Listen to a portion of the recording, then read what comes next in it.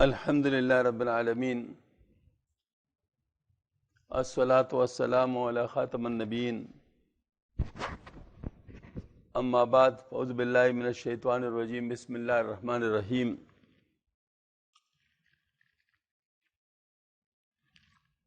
آج بدھ کا دن ہے،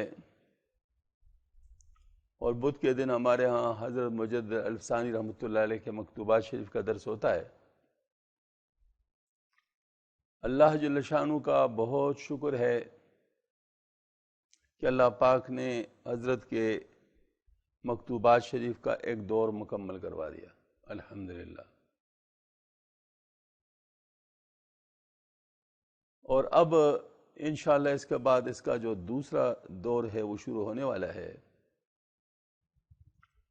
اور دوسرے دور میں انشاءاللہ ہمارا ارادہ ہے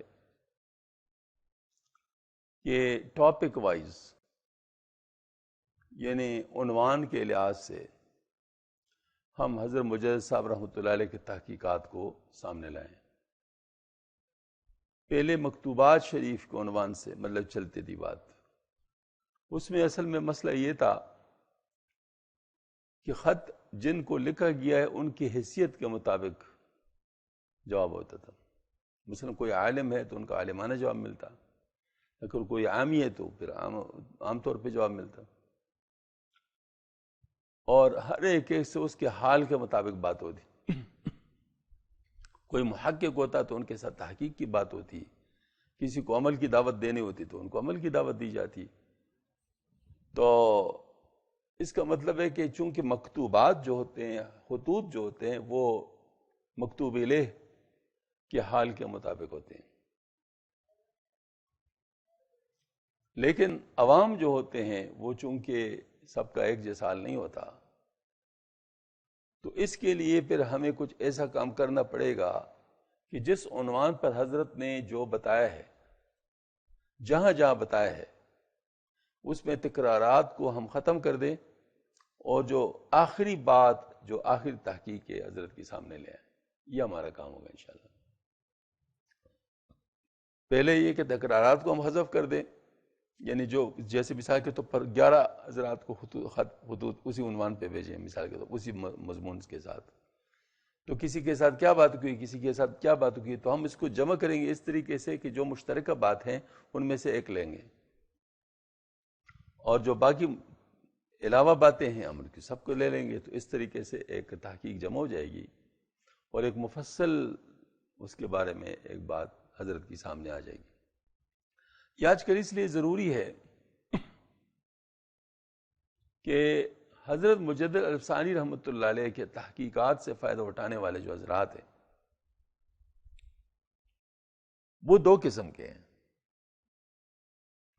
ایک تو وہ ہے جو حضرت کے اس مشن کو سمجھ گئے اور انہوں نے وہی کیا جو حضرت چاہتے تھے، عملی لحاظ سے اس پہ آ گئے، اور دوسرے وہ ہے جو صرف جس کو کہتے ہیں وہ ان باتوں میں رہ گئے جو باتیں بہت اونچی اونچی تھی حضرت کے حال کے مطابق، تو وہ صرف وہی اونچی اونچی باتیں ہی کرتے رہے، نیچے عمل پہ نہیں آئے، تو لوگ پریشان ہو گئے کہ کیا بات ہے، کس طریقے سے مطلب ایک ہم لوگ یعنی مطلب بات کریں۔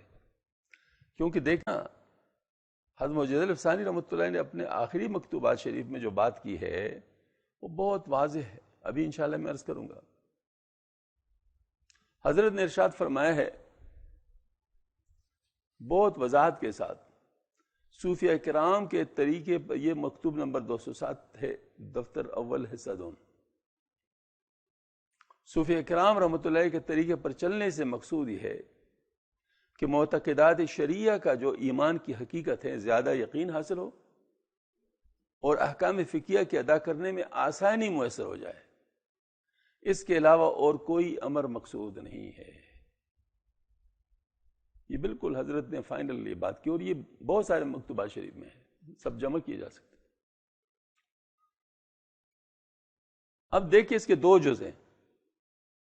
معتقدات شرعیہ کا جو ایمان کی حقیقت ہے اس کا یقین زیادہ حاصل ہو جائے، لیکن یہ معرفت ہے. اور احکام فقہیہ کے ادا کرنے میں آسانی میسر ہو جائے، یہ عمل ہے. کیونکہ اصل میں بات یہ ہے کہ کام تو کرنا ہے اللہ کے لیے، لا الہ الا اللہ، کام تو کرنا ہے اللہ کی رضا کے لیے، لیکن کرنا اس حضور صلی اللہ علیہ وسلم کے طریقے پر ہی ہے. تو حضور صلی اللہ علیہ وسلم کا طریقہ جو ہے یہ اصل میں شریعت ہے. تو شریعت کو سمجھنا یہ بھی ضروری ہے، لیکن شریعت پر عمل کرنا بھی ضروری ہے. اور شریعت پر عمل کرنے میں دو رکاوٹیں ہیں، یہ سب کے ساتھ ہے، صرف میرا آپ کے ساتھ نہیں، سب کے ساتھ یہ رکاوٹ ہے. ہر شخص نفس امارہ کے ساتھ پیدا ہوتا ہے، ہر شخص شیطان کے ساتھ پیدا ہوتا ہے، شیطان اس کے ساتھ پیدا ہوتا ہے. حتیٰ کہ آپ صلی اللہ علیہ وسلم سے پوچھا گیا کہ آپ کے ساتھ بھی شیطان پیدا ہوا؟ فرمایا ہاں، لیکن میرا شیطان مسلمان ہو گیا.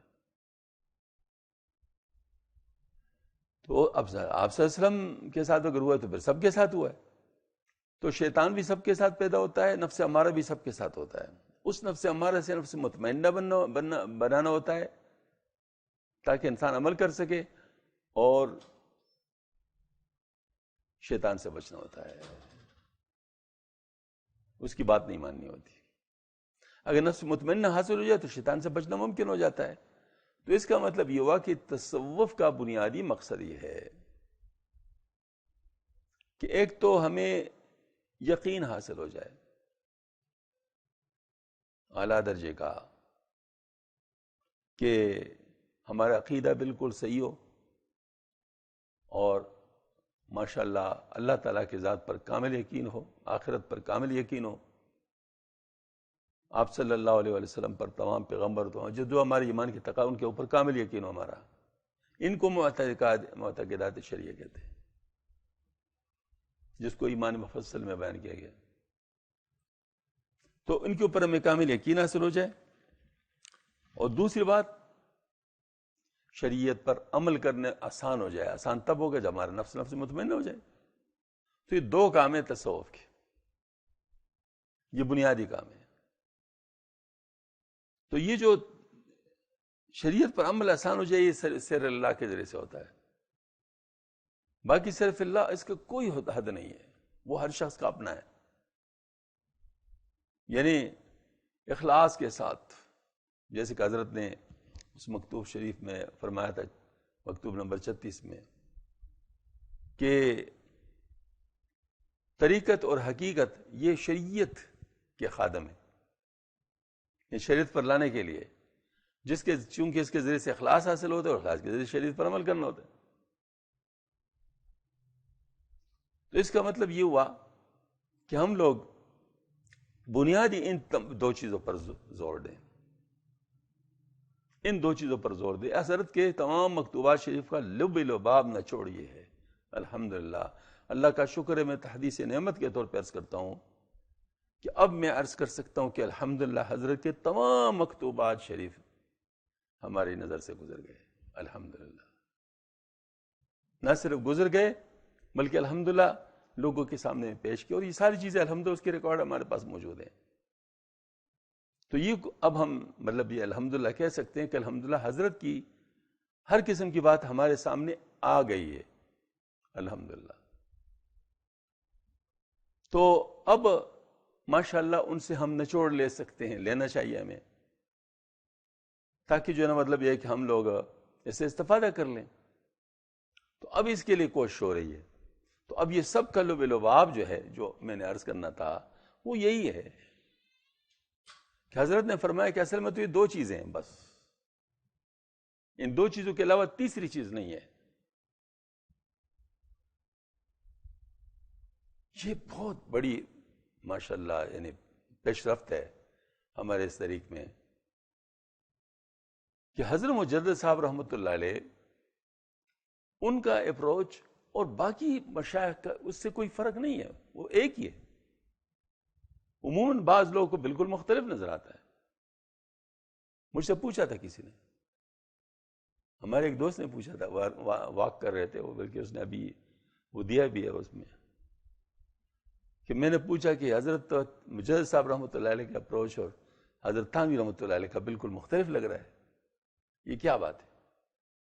میں نے اس وقت کہا کہ جو مجدد صاحب رحمۃ اللہ علیہ کے اپروچ اور حضرت تھانوی رحمۃ اللہ علیہ کے اپروچ میں جو تنزیہ ہے اس کو جان نہیں سکتے تو اللہ تعالیٰ کی تنزیہ کو بھی نہیں جان سکتے. کم از کم جاننا چاہیے نا کہ اصل کیا ہے، دونوں کیا چاہتے ہیں. اب دیکھو حضرت نے کیا فرمایا، بالکل اخیر میں وہی بات ہے نا جو حضرت تھانوی رحمۃ سے بھی فرما رہے ہیں. حضرت تھانوی رحمۃ سے بھی کیا اس سے مختلف فرماتے ہیں؟ بالکل یہی چیز حضرت نے بھی فرمایا. الحمدللہ حضرت کے انفاس عیسیٰ کا درس بھی الحمدللہ الحمدللہ ثم الحمدللہ تقریباً 14 سال ہم ریگولرلی کرتے رہے ہیں انفاس عیسیٰ کا. تو حضرت کے جو افکار ہیں وہ بھی ہمارے سامنے آئے ہوئے ہیں، ان کا نتیجہ بھی یہی ہے. میں بھی دکھا سکتا ہوں، موجود ہے الحمدللہ. ہاں جی، یہ باہر لگی ہوئی نا حضرت کا تختی لیا ذرا. یہ تو اول روز سے ہم نے ماشاءاللہ لگائی ہوئی، اور یہ بھی حضرت کے لگی ہوئی، مجدد صاحب رحمۃ اللہ علیہ کی مکتوب شریف لگا ہوا ہے. ہاں جی، تو ابھی دونوں میں پڑھ کے سنا تھا، آپ کو اندازہ ہوا کہ دونوں ایک ہے یا نہیں ہے. روح الطریق کے عنوان سے یہ انفاس عیسیٰ میں ایک ملفوظ شریف ہے حضرت تھانوی رحمۃ اللہ علیہ کا. مقصود تو رضائے حق ہے. دیکھو پہلی بات کون سی کی؟ مقصود تو رضائے حق ہے. اب دو چیزیں رہ گئی، طریق کا علم اور اس پر عمل. سو طریق صرف ایک ہے، یعنی احکام ظاہر و باطنہ کی پابندی. اور اس طریق کے معین دو چیزیں ہیں، ایک ذکر جس پر دوام ہو سکے، دوسری صحبت اہل اللہ کی جس میں کثرت سے مقدور ہو. اور کثرت کے فرار ہو تو بزرگوں کے حالات و مقالات کا مطالعہ اس کا بدل ہے. اور دو چیزیں طریق یا مقصود کے معنی ہیں، یعنی معاصی اور فضول میں مشغولی. اور ایک امر ان سب کے نافع ہونے کی شرط یعنی اطلاع حالات کا التزام. اس کے بعد اپنی استعداد حسب اختلاف استعداد مقصود میں اویر سویر ہو جاتی ہے. میں سب کچھ لکھ چکا. تو گویا کہ حضرت نے فرمایا کہ مقصود رضائے حق ہے. اب اس کا ایک تو علم ہے اور دوسرا عمل ہے. تو علم کو حاصل کرنے کے لیے وہ علم کے ذریعے اختیار کرو، اور عمل کے لیے عمل کے ذریعے اختیار کر لو. تو اب عمل میں کیا کرنا ہے؟ احکام ظاہر و باطنہ کی پابندی ہے. یہ شریعت ہے. احکام ظاہر و باطنہ کی پابندی کیا چیز ہوتی ہے؟ یہ شریعت ہے. تو اس شریعت پر عمل کرنے کے لیے آسانی پیدا کرنے، جیسے حضرت نے فرمایا آسانی پیدا ہو جائے. آسانی پیدا کرنے کے لیے ذکر ہے، ایک ذکر ہے جو دل کی اصلاح کرتا ہے. ہاں جی. اور دوسرے صحبت اللہ کی، حضرت بھی صحبت پر زور دیتے ہیں. ہاں جی. اور جو ہے نا مطلب ہے کہ اور کثرت کے تو بزرگوں کے حالات و مقالات کا مطالعہ اس کا بدل ہے. اور پھر دو چیزیں طریق یا مقصود کے معنی ہے، یعنی معاصی اور فضول میں مشغولی، اس سے بچنا ہے. اچھا، اور ان ایک امر ان سب کے نافع ہونے کی شرط ہے، یعنی اطلاع حالات کا التزام جو سلوک طے کرنے کے لیے ضروری ہے. اب سب کچھ آ گیا نہیں آ گیا؟ ہاں جی. اس کے بعد اپنی استعداد ہے، حسب اختلاف اویر سویر ہو جاتی ہے. تو یہ تو ماشاء اللہ یعنی گویا کہ حضرت کا روح طریقہ آ گیا. ابھی اور نیچے اتارو. یہ ہے مکتوب نمبر 31 دفتر دوم کا. حضرت شیخ مجدد الافسانی رحمۃ نے خواجہ شرف الدین حسین کی طرف واضح نصیحت کے طور پر صادر فرمایا تھا. مختصر ترین مکتوب ہے ہمارا خیال. الحمدللہ والسلام علی عباد الذین اصطفیٰ. اے فرزند عزیز، فرصت کے لمحات غنیمت ہے، چاہیے کہ بیکار کاموں میں صرف نہ ہو. لیکن فضولیات سے مشغولی بچنے کا فرمایا، بلکہ فرصت کے تمام اوقات حق جل شانہ کی خوشنودی کے مطابق صرف ہو. رضا والی بات آ گئی نا. طریقہ کار کیا ہے؟ 5 وقت کی نماز جمعیت قلب کے ساتھ باجماعت اور تعدیل ارکان کے ساتھ ادا کریں. نماز تہجد کو عادت سے نہ جانے دے. صبح کے وقت استغفار نہ چھوڑے، وہ ذکر والی بات ہو گئی. خواب خرگوش لذت حاصل نہ کرے، مطلب یہ ہے کہ اور عارضی و فانی آسائشوں پر فریفتہ نہ ہو، یہ دل کو صاف رکھنا ہے. موت کے ذکر و آخرت کے خوف کو اپنا نصب العین بنائے. یہ یقین والی بات ہے. مختصر ہے کہ دنیا سے روگردانی اختیار کر آخرت کی طرف متوجہ اور بقدر ضرورت دنیا کے کام میں مشغول ہو. باقی تمام اوقات کو آخرت کے کام مشغول سے مشغولی سے کیا سے معمور رکھے. حاصل کلام یہ کہ دل غیر اللہ کی گرفتاری سے آزاد ہو جائے اور ظاہر احکام شریعہ سے آراستہ و مزین ہو جائے. کار این است وغیرہ میج، یہی کام ہے، اس کے علاوہ سارا آگے پیچھے کچھ بھی نہیں. آخری فکر کتنا ہم ہے، کار این است، اصل میں تو یہی کام ہے، وغیرہ میج، اور اس کے علاوہ کچھ بھی نہیں. یہ ماشاءاللہ الحمدللہ، کیونکہ منبع ایک ہے، دونوں آپ صلی اللہ علیہ وآلہ وسلم کے چشمِ فیض سے سیراب ہیں، تو لہذا باتوں میں اختلاف کیسے ہو سکتا ہے؟ ہاں وقت کے ساتھ ساتھ بات چیت میں فرق آ جاتا ہے، یہ بات کہہ سکتے ہیں. اب چونکہ حضرت مجدد صاحب رحمۃ اللہ علیہ کے وقت میں ایک بہت بڑا فتنہ تھا کہ دین کے رنگ میں بے دینی، دین کے رنگ میں بے دینی، تصوف کے رنگ میں تصوف سے فرار، یہ والی بات تھی اس وقت. تو حضرت نے مردانہ وار مقابلہ کر کے ماشاءاللہ اصل صورت پر دین کو لے آئے. یہ بہت بڑا کام تھا حضرت، اسی کو ظاہر ہے یہی کام تھا مجدد الافسانی کا. ہاں جی، تو شرعی جو تشریحات تھی وہ بھی حضرت نے کی، اور ساتھ ساتھ حضرت نے جو ماشاءاللہ سلوک میں اور تصوف میں لوگوں نے جو گڑبڑ پھیلائی تھی وہ بھی کی. اس وجہ سے حضرت نے بالکل بنیادی چیزیں وہ حضرت نے سب کو بتا دی، اور جہاں جہاں گڑبڑ ہوئی تھی، جس ذریعے سے ہوئی تھی اس ذریعے سے اس کو ٹھیک کرنے کی کوشش کی ہے. مثلا کسی نے فلسفے کی گڑبڑ کی تھی تو فلسفے کے رد کے طور پر جو کلام کا موضوع ہے اس کے ذریعے سے اس کی تصحیح فرما دی. یہ اصل میں عوام کے لیے بات نہیں تھی، عوام کے لیے تو یہی بات تھی. دیکھو نا یہ جو ابھی میں نے سنا دیا یہ عوام کے لیے تھی، عوام کے لیے حضرت کی فکر اتنی تھی بس. وہ جو باقی تشریحات ہے وہ سب خواص کے لیے تھی، تاکہ وہ جہاں جہاں پن سے ہوئے ان سے نکل آئیں، جہاں جہاں ان کے اشکالات ہیں ان کو جواب مل جائے. کیونکہ یہ بات اگر آپ بہت بڑے خواص کو بتا دیں، وہ کہتے ہیں یہ تو مجھے پہلے سے پتا ہے، لیکن وہ جہاں پن سے ہے وہ تو وہاں سے نہیں نکلے گا، تو ان کو نکالنے کے لیے اسی کے زبان میں بات کرنی پڑے گی.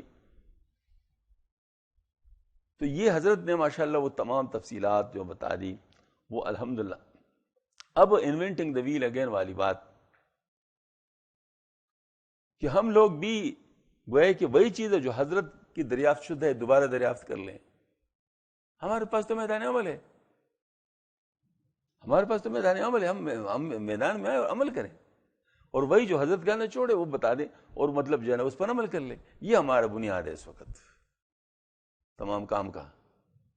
تو اب یہ جو کام الحمدللہ اب ہم نے شروع کیا ہے، اس کے بعد ان تمام مکتوبات سے گزرنے کے بعد یہ اصل کام ہے الحمدللہ. اس سے اب ماشاءاللہ وہ فروٹ ہمیں ملے گا.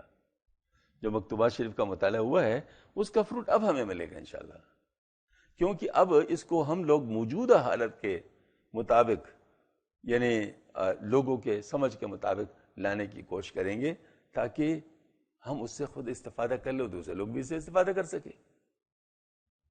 تو یہ اس وقت جو ہمارا دوسرا فیز شروع ہو گیا ہے، انگریزی والا فیز، ہاں جی، جو دوسرا فیز شروع ہو گیا ہے یہ اصل میں اسی کی اس بنیاد پر ہے کہ ہم لوگ اب اس سے استفادہ کر سکیں. کیونکہ وہ تو خواص کے لیے کی تھی نا، وہ چیز مکتوبات شریف جو تھی وہ تو خواص کے لیے تھی. ہر خواص سے مراد یہ کہ ہر شخص کے لیے خاص تھا، جس کا جو حال تھا اس کے مطابق تھا. لیکن اب ہم لوگ سب کے لیے اس سے کیا پیغام نکال سکتے ہیں؟ تو جہاں مطلب یہ تکرارات ہیں ان کو حذف کر کے جو اس کا اصل ہے اور آخری پیغام ہے اس کے اندر جس عنوان پر، وہ ماشاءاللہ ہم سامنے لے آئے. یہ اس وقت ہمارا کام ہے. اللہ تعالیٰ ہمیں کامیاب فرما دے. بہرحال اب شروع کرتے ہیں اللہ کا نام لے کر. مکتوب نمبر 207 دفتر اول حصہ دوم میں ارشاد فرماتے ہیں، صوفیہ کرام کے طریقے پر چلنے سے مقصود یہ ہے کہ معتقدات شرعیہ کا جو کہ ایمان کی حقیقت زیادہ یقین حاصل ہو جائے اور احکام فقہیہ کے ادا کرنے میں آسانی میسر ہو جائے. اس کے علاوہ اور کوئی امر مقصود نہیں ہے. اب دو باتیں ہو گئی، معتقدات شرعیہ اور عمل. تو سب سے پہلے زور کس چیز پر ڈالا گیا ہے؟ معتقدات پر. عقائد پر حضرت کے صرف عقائد پر جو مطلب وہ جو مکتوبات شریف، وہ 3 مکتوبات ہمیں جو ملے ہیں، تو ان کو انشاءاللہ ہم سامنے لا رہے ہیں۔ ان میں 2 مکتوبات جو ہیں وہ نسبتاً عوام کے لیے، ہاں جی، 17 مکتوب نمبر 17 اور جو ہے نا وہ جو ہے مکتوب نمبر 67، یہ جو ہے نا یہ ہمارے جس کو کہتے ہیں نا یہ عوام کے لیے ہیں۔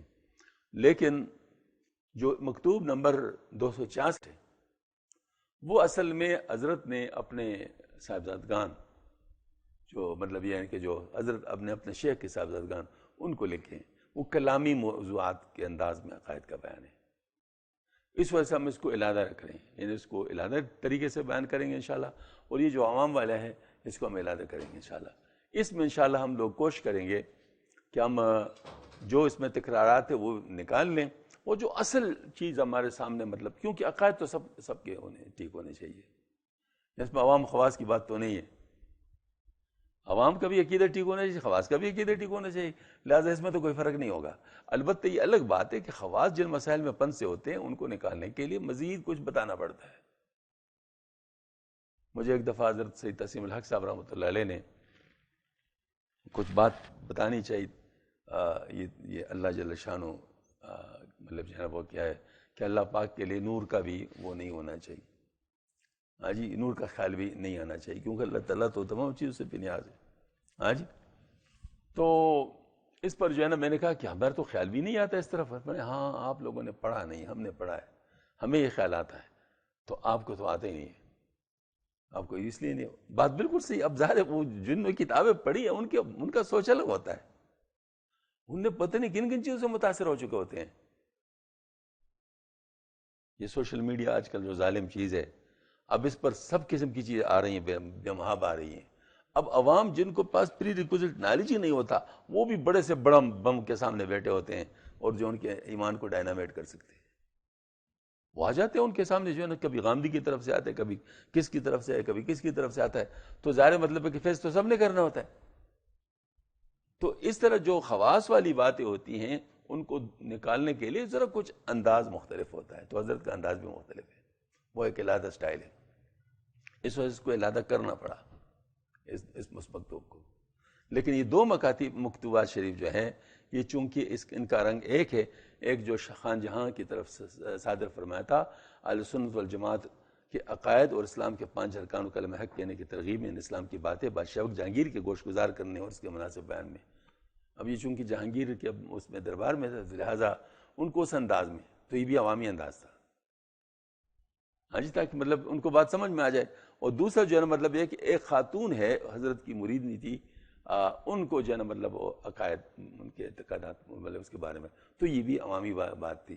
تو یہ دونوں جو ہے نا وہ ہمارے لیے ایک قسم کے وہ ہیں کہ جن کو ہم براہ راست عوام کے سامنے پیش کر سکتے ہیں، تو میں نے کوشش کی کہ ان کو میں پہلے سامنے لاؤں۔ اب اس کے بعد اس میں یہ والی بات ہے کہ چونکہ ہم نے ٹاپک وائز کرنا ہے اب انشاءاللہ، تو عقائد کے چپٹر میں پہلا ٹاپک جو ہم نے چنا ہے وہ ہے اللہ جل شانہ کی ذات اور صفات کے بارے میں حضرت کا کیا عقیدہ ہے۔ اللہ تعالیٰ کی ذات اور صفات کے بارے میں حضرت کا عقیدہ کیا تھا، یہ مطلب ہے کہ یہ مطلب جو ہے نا ہم فی الحال یعنی اس پر بات کریں گے اس آج کے اس میں، اگر پورا ہو جائے تو، نہیں ہوا تو اس کو فی الحال جاری رکھیں گے۔ تو اس پر کچھ کوشش کی ہے، مطلب کلیکٹ کرنے کی کوشش کی ہے، میں بیان کروں گا جہاں جہاں ضرورت ہوگی، تو انشاءاللہ اس کی تشریح بھی کروں گا، پھر انشاءاللہ العزیز پھر لکھنے میں بھی آ جائے گی۔ مکتوب نمبر 67 عقیدہ نمبر 1 میں ارشاد فرماتے ہیں کہ جاننا چاہیے کہ اللہ تعالیٰ اپنے ذات قدیم کے ساتھ موجود ہے۔ قدیم وہ جو پہلے سے ہوتا ہے، ازل سے ہوتا ہے، مطلب اس کے اندر پھر یعنی مطلب جس کو کہتے ہیں ہم لوگ اس نہیں جانتے اس کے بارے میں، بس قدیم سے، ہاں بالکل پہلی بات یہی ہے، ہاں جی۔ تو ظاہر میں نے آپ کو بتایا کہ ساری چیزیں ایک ہیں، تو اپنے ذات قدیم کے اور تمام اشیاء اس سبحانہ کی ایجاد سے موجود ہوئے ہیں، یعنی پہلے کچھ بھی نہیں تھا، اللہ پاک نے سب کچھ پیدا فرمایا، حضرت نے اس انداز میں لکھا ہے وہ بلند و برتر ہستی ان کو پیدا کر کے عدم سے وجود میں لائی ہے، ان پہلے سے کچھ بھی نہیں تھا، عدم سے وجود میں لائی ہے، لہذا حق تعالیٰ قدیم اور ازلی ہے، اور تمام اشیاء حادث ہیں اور بعد میں پیدا ہوئی ہیں، حادث کہتے ہیں بعد میں پیدا ہوئی، اور حق تعالیٰ جو قدیم و ازلی ہے وہ باقی اور ابدی ہے، وہ باقی اور ابدی ہے، باقی فانی ہے. اور جو چیزیں حادث اور نوآمد یعنی پیدا شدہ ہے وہ فانی اور ہلاک ہونے والی ہے، یعنی مار زوال، یعنی زوال کے میدان میں ہے. نیز مکتوب نمبر 17 میں عقیدہ نمبر 1 میں فرماتے ہیں، وہی خاتون کی طرف جو تھا، کہ اللہ تعالیٰ بذات اقدس خود موجود ہے. یعنی جس ہم کہتے ہیں نا وجود، ہم جس وجود کو جانتے ہیں وہ وجود ذلی وجود ہے، کیونکہ اصل وجود کو ہم جانتے ہی نہیں ہیں، کیونکہ اللہ جل شانہ کی ذات وراء الورا ہے، تو اللہ تعالیٰ کے وجود بھی وراء الورا ہے. ہاں جی، لہٰذا اس کو تو ہم جانتے نہیں ہیں، تو لہٰذا اس کے لحاظ سے تو ہم کہہ نہیں سکتے، وہ بھی ظاہر مطلب. لیکن یہ والی بات کہ جو یہ وجود جس کو ہم کہتے ہیں یہ تو اللہ پاک کے پیدا کردہ ہے، عدم سے وجود میں ہے نا، تو اللہ تعالیٰ کا پیدا کردہ ہے. لہٰذا یہ مخلوق کے ذریعے سے کیسے اللہ تعالیٰ موجود ہو سکتے ہیں؟ ٹھیک ہے نا، یہ والی بات ہے. تو اس میں یہ ہے کہ اللہ تعالیٰ بذات اقدس خود موجود ہے، اس تعالیٰ کی ہستی اپنی خودی سے خود ہے، اور وہ تعالیٰ جیسے کہ ہمیشہ سے اب بھی ویسا ہی اور ہمیشہ ایسا رہے گا. عدم سابق اور عدم لاحق کو اس تعالیٰ کے جناب قدس میں کوئی راہ نہیں. کیوں؟ وجہ کیا ہے کہ حدوث ہے نہیں، قدیم ہے. عدم سابق و عدم یہ ازلی و ابدی ہے نا، تو مطلب ظاہر مطلب ہے کہ نہ اینڈ ہے نہ سٹارٹ ہے، مطلب وہ جو ہے نا وہ اس وجہ سے ازلی و ابدی کے لیے تو عدم سابق بھی نہیں ہوگا، عدم لاحق بھی نہیں ہوگا، کیونکہ وجود کا وجوب ہونا اس کا مقدس درگاہ کا کمینہ خادم اور سلب عدم اس بارگاہ محترم کا کمینہ خاکروب ہے. سلب عدم مطلب عدم کو ختم کرنا. اللہ تعالیٰ ایک ہے اور اس کا کوئی شریک نہیں، اس کے وجوب وجود ہیں، اچھا نہ اس کے وجوب وجود ہیں، نہ اس وجوب میں اور نہ اس کے الوہیت میں. یعنی مطلب ہے کہ نہ اس کی طرح کوئی واجب الوجود ہے اور نہ کوئی اس کی طرح الہ ہے. ہاں جی، اچھا، اور نہ استحقاق عبادت میں لا الہ الا اللہ، کیونکہ شریک تو اس وقت درکار ہوتا ہے جب وہ تعالیٰ کافی نہ ہو اور مستقل نہ ہو، اور یہ نقص کی علامت ہے وجوب الہیت کے منافع. اور جبکہ وہ کافی اور مستقل ہے تو اس کا شریک بیکار و عبث ہوگا، کیونکہ وہ بھی نقص کی علامت ہے جو الوہیت وجوب کے منافع. لہذا شریک کا اس بات دو شریکوں میں سے ایک شریک کے نقص کو مستلزم ہے. جب بھی ہم شریک رہیں گے تو اس میں ایک شریک تو ناقص ہی ہوگا جو شرکت کے منافی. لہذا شرکت کا اس بات شرکت کی نفی کے لیے لازم ہوا. شرکت کا ماننا ہی اس کو مطلب وہ ہے، اور یہ محال ہے. جیسے ہم کہہ سکتے ہیں عجب بزرگی کے لیے مانے، جیسے عجب ہو گیا تو بزرگی ختم، اور بزرگی ہوگی تو مجب نہیں ہوگا. سمجھ آئی بات؟ تو اس طرح، اور یہ محال ہے. لہذا حق سبحانہ تعالیٰ کا شریک محال ہے. مکتوب نمبر 67 میں عقیدہ نمبر 3 میں ارشاد فرماتے کہ من جملہ ان میں حق تعالیٰ کی صفات یہ ہے حیات، علم، قدرت، ارادہ، سمع، بصر، کلام اور تکوین. اس پر بڑی تفصیل سے الحمدللہ مکتوبات میں بات ہوئی، جو کہ قدم یعنی قدیم ہونے کے لحاظ سے، اور ازلیت یعنی باقی ہونے کے لحاظ سے قدیم صفات سے متصف ہے، اور حضرت ذات جل سلطانوں کے ساتھ قائم ہیں.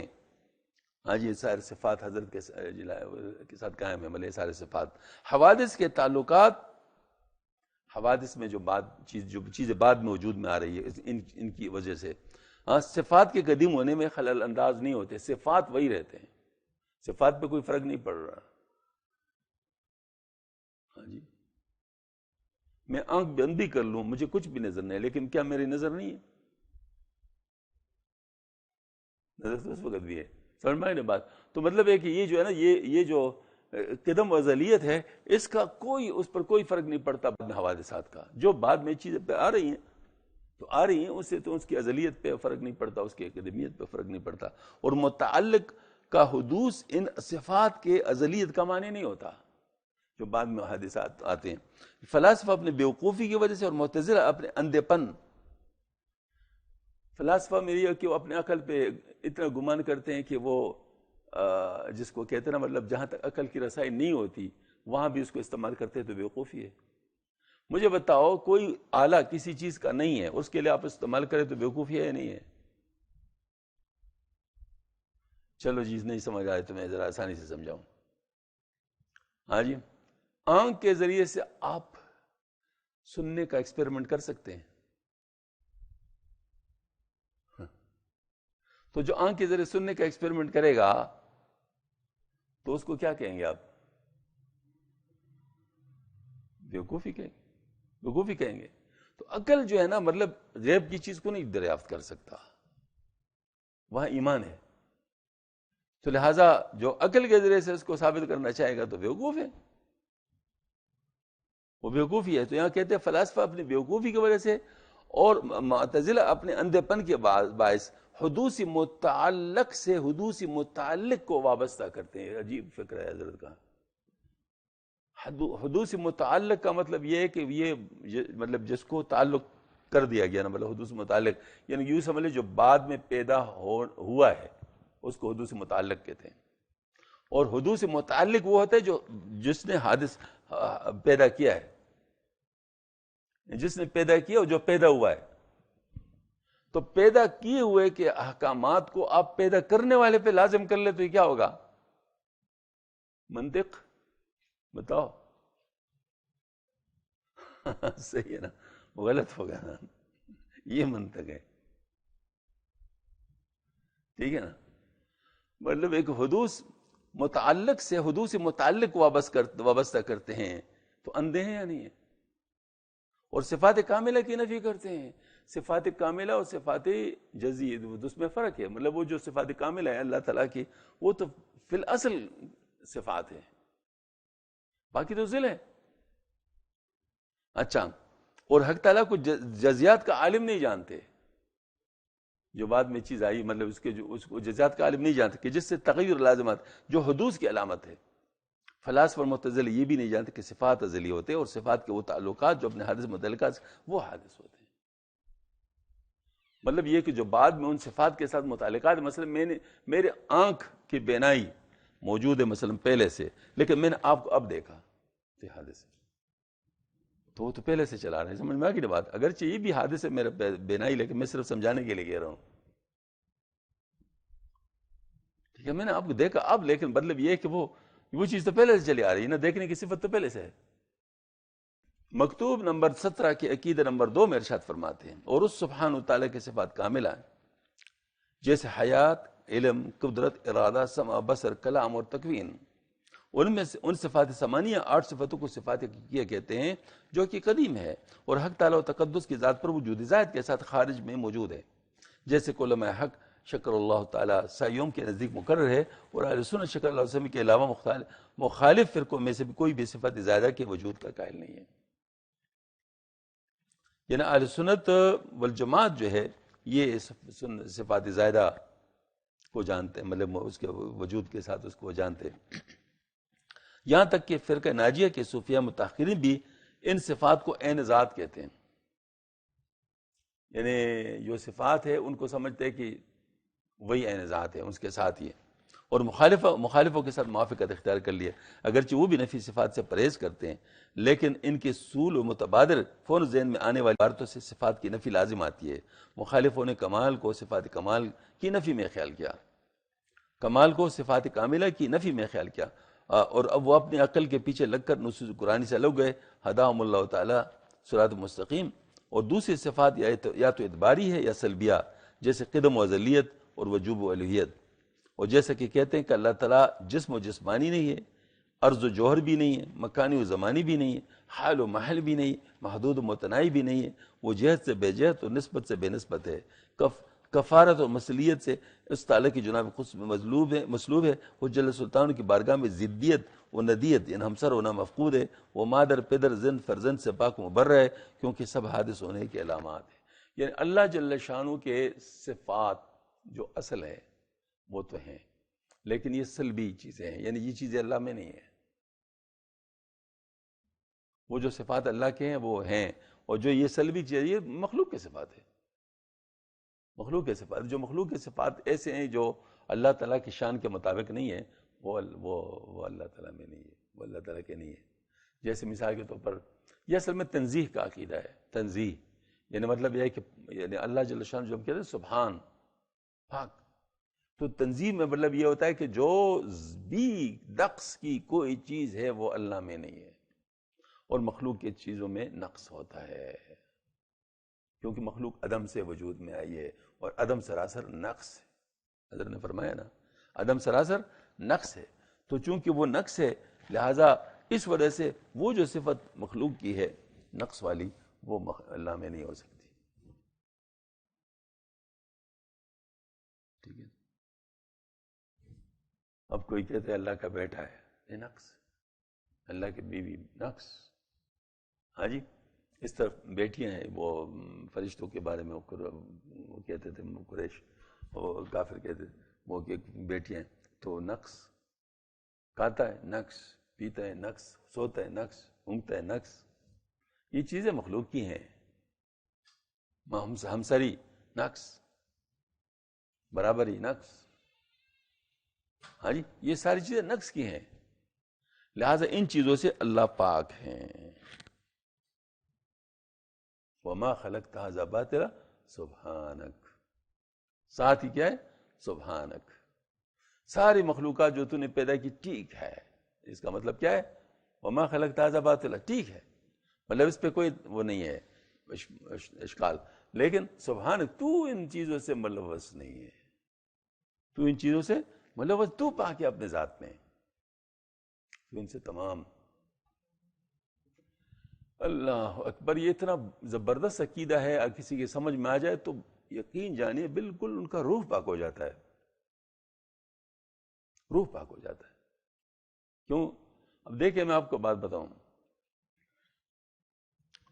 یعنی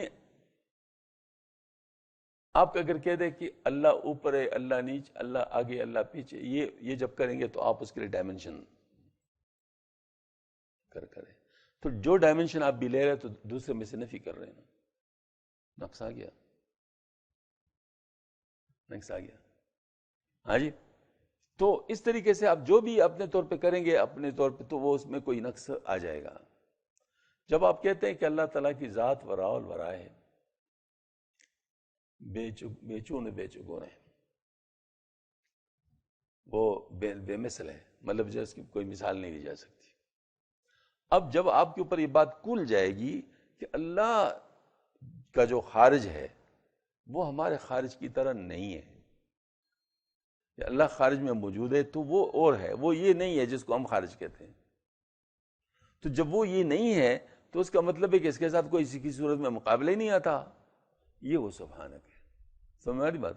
یعنی اس کے ساتھ بالکل وہ اس کا وہی نہیں آتا، میچنگ ہی نہیں آتا، کوئی اس کے ساتھ مطلب وہ نہیں آتا، انٹریکشن ہی نہیں آتا، اس لیے ہم کہتے ہیں معیت، اس کو بھی اس پر لے آؤ، معیت ہے کیسے وہ جانتا ہے، کیونکہ یہ ڈومین ہی وہ نہیں ہے، کس میں اس کو جانوں، احاطہ وہ بھی وہی ڈومین مختلف، لہٰذا احاطہ بھی ہم نہیں کہہ سکتے ہیں، ہاں اس طرح جو چیزیں وہ واضح ہے لیکن کس طرح ہے یہ بھی اللہ ہی جانتا ہے، تو اس کا مطلب یہ ہے کہ آپ مانیں گے سب کچھ لیکن کیسے ہیں یہ آپ نہیں کہہ سکتے، تو کتنا انسان مطلب جو ہے نا وہ اس کے روح پاک ہو جائے گا، مطلب جو ہے نا وہ بالکل ہی ان تمام چیزوں سے ہلے گا نہیں۔ مزید مکتوب نمبر 66 کے عقیدہ نمبر 4 میں ارشاد فرماتے ہیں کہ اور نقائص کی بات ہے، حق جل شانہ کی جناب خود سے مسلوب ہے، اور حق تعالیٰ جواہر، اجسام اور اعراض کی صفات و لوازم سے پاک و منزہ ہے، نیز زمان و مکان اور جہت کے بھی حضرت حق کی شان میں کوئی گنجائش نہیں، کیونکہ سب چیزیں اس کی مخلوق ہے، وہ شخص بہت بے خبر جو حق سبحانہ تعالیٰ کو فوق العرش جانتا ہے، اور فوق کی جہت کا اس بات کرتا ہے، کیونکہ عرش اور اس کے علاوہ بھی تمام چیزیں حادث ہیں اور اس کی مخلوق ہے، مخلوق اور حادث کی کیا مجال ہے کہ وہ خالق قدیم کا مکان بن جائے اور اس کی قرارگاہ ہو جائے، بس اتنا ضروری کہ عرش اس تعالیٰ کی سب سے اشرف مخلوقات میں سے ہے، اور اس میں نورانیت اور صفائی تمام ممکنات سے زیادہ ہے، وہ لازمی طور پر وہ آئینہ کا حکم رکھتا ہے جس سے حق جل شانہ کی عظمت و کبریائی کا ظہور ہوتا ہے۔ اس ظہور کے تعلق کی وجہ سے اس کو عرش اللہ کہتے ہیں، ورنہ عرش وغیرہ تمام اشیاء اللہ تعالیٰ کے نزدیک ایک جیسی حیثیت رکھتی ہیں اور سب اس کی مخلوق ہے، لیکن عرش کو نمائندگی آئینہ داری کی قابلیت حاصل ہے جو دوسروں کو نہیں، آئینہ جو کسی شخص کی صورت کو ظاہر کرتا ہے اس کے متعلق یہ نہیں کہہ سکتے وہ شخص آئینے میں موجود ہے، بلکہ اس شخص کی نسبت اور دوسرے تمام اشیاء کی نسبت آئینے کے سامنے برابر ہے، صرف قبول کرنے کی قابلیت کا فرق ہے کہ آئینہ اس شخص کی صورت قبول کر کے ظاہر کرتے ہیں اور دوسروں میں قابلیت. ادھر پتھر پڑے ادھر آئینے پڑا ہوا ہے, آپ کھڑے ہیں, آئینے میں نظر آ رہے پتھر میں نظر نہیں آ رہے ہیں, تو کیا خیال ہے آپ آئینے کے زیادہ قریب کھڑے ہیں یا اس کے ساتھ کچھ زیادہ تعلق ہے آپ کا؟ آپ پر تو کوئی اثر نہیں پڑ رہا, آپ تو وہی ہیں, لیکن آئینہ بدلا ہوا ہے. آئینہ اور پتھر میں فرق ہے, آئینہ اور پتھر میں فرق. مکتوب نمبر 67 کے عقیدہ نمبر 5 میں ارشاد فرماتے کہ سبحانہ تعالیٰ نہ جسم ہے, نہ جسمانی, نہ جوہر ہے, نہ عرض, نہ محدود ہے, نہ متناہی, نہ طویل ہے, نہ عریض, نہ دراز ہے, نہ کوتاہ, نہ فراخ ہے, نہ تنگ, بلکہ واسع ہے, بلکہ لیکن ایسی وسعت نہیں جو ہماری سمجھ میں آ سکے. محیط ہے لیکن ایسا احاطہ نہیں جو ہمارے ادراک میں آ سکے. وہ قریب ہے لیکن ایسا قرب نہیں جو ہمارے عقل میں آ جائے, اور ہمارے ساتھ ہے لیکن ایسی میت نہیں جو عام طور پر متعارف ہے. بس ہم ایمان لاتے ہیں کہ وہ حق تعالیٰ واسع ہے, محیط ہے, ہمارے قریب ہے, ہمارے ساتھ ہے, لیکن صفات کی کیفیت کو ہم نہیں جانتے کہ وہ کیسی ہے. اور ہم جو کچھ جانتے ہیں یہی جانتے ہیں. اگر اس کی ذات کے جاننے کے بارے میں کچھ بیان کرے تو مجسمہ کے مذہب میں قدم رکھنا ہوتا ہے. مکتوب نمبر 67 کے عقیدہ نمبر 6 میں ارشاد فرماتے کہ اللہ تعالیٰ کس چیز کے ساتھ متحد نہیں, نہ کوئی چیز اس کے ساتھ متحد ہے. وہ نہیں کوئی چیز اس کے تعلق میں حلول کر سکتی ہے, نہ وہ کس چیز میں حلول کرتا ہے. تبعض یعنی حصہ حصہ ہونا, تجزی جز جز ہونا اس کی جناب قدس میں محال ہے, اور ترکیب و تحلیل جوڑنا پارا پانا بھی حضرت جل شانہ کی بارگاہ میں ممنوع ہے, نہیں ہو سکتا. حق تعالیٰ کا مثل اور ہم جنس کوئی نہیں, نہ اس کے بیوی بچے. حق تعالیٰ کی ذات صفات بے مثل بے کیف ہے, بے شبہ اور بے نمونہ ہے. ہم بے شبہ اور بے نمونہ ہے. ہم صرف اتنے جانتے ہیں کہ حق تعالیٰ ہے, ان صفات کاملہ کے ساتھ متصف ہے جس کے ساتھ اس نے خود اپنے ذات کی تعریف فرمائی. لیکن جو کچھ اس سے ہمارے فہم و ادراک میں آتا ہے, وہ جو کہ ہماری عقل متصور کرتی ہے, حق تعالیٰ اس سے منزہ اور بلند ہے. جیسے کہ بیان کیا جائے لا تدرک الابصار, آنکھیں اس کا ادراک نہیں کر سکتی. اس کی وجہ یہ کہ زبان کی تنگ دامانی ہوتی ہے. اللہ جل شانہ کا جیسے ابھی بات گزری, محیط کا لفظ ہے. اب محیط کا لفظ جو ہم نے اپنے ذہن میں بنایا ہوا ہے وہ کافی نہیں ہے اس کے محیط ہونے کو, اس کو ثابت کرنے کے لیے. لہٰذا ہم اس کو اپنے کانٹیکس میں سمجھیں گے نا. نتیجتاً میں آپ کو اس کی ایک مثال دیتا ہوں. ویسے مثال تو اللہ تعالیٰ کے لیے نہیں, جیسے کے لیے سمجھانے کے لیے مثال دے رہا ہوں. نعوذ باللہ من ذالک, نعوذ باللہ من ذالک, نعوذ باللہ من ذالک, نعوذ باللہ من ذالک. ایک ایکٹر کسی پیغمبر کے کسی فلم میں کردار ادا کرتا ہے, علماء اس کی مخالفت کرتے. کیوں کرتے ہیں؟ اس لیے کہ اس فلم کو جب دیکھا جائے گا تو وہ اس پیغمبر کا بارے میں جو رائے اور خیال آئے گا وہ اس ایکٹر کے طرح آئے گا, حالانکہ وہ ایکٹر وہ نہیں ہے. وہ پاکی جو اس پیغمبر کے ساتھ ہے, اس گندی چیز کے ساتھ اس کو ہم لوگ اس کا شبیہ بنا دے, یہ بہت ہی بڑی جسارت ہے, بہت بڑا گناہ ہے. سمجھ میں آ گئی نا بات؟ تو اسی طرح یہ الفاظ جو ہمارے مخلوق کے لیے بنے ہوئے ہیں اس کو خالق کے لیے ہم کیسے استعمال کریں؟ اس کو خالق کے لیے ہم استعمال ہی نہیں کر سکتے, ناممکن ہے. لہذا ورا الورا کہتے ہیں, ہمارے سمجھ سے ورا ہے. کیوں؟ وجہ کیا ہے؟ یہ چیز جو چیز کس چیز کو ایکسپلین کرنے کے لیے اس کے لیے کافی نہیں ہے.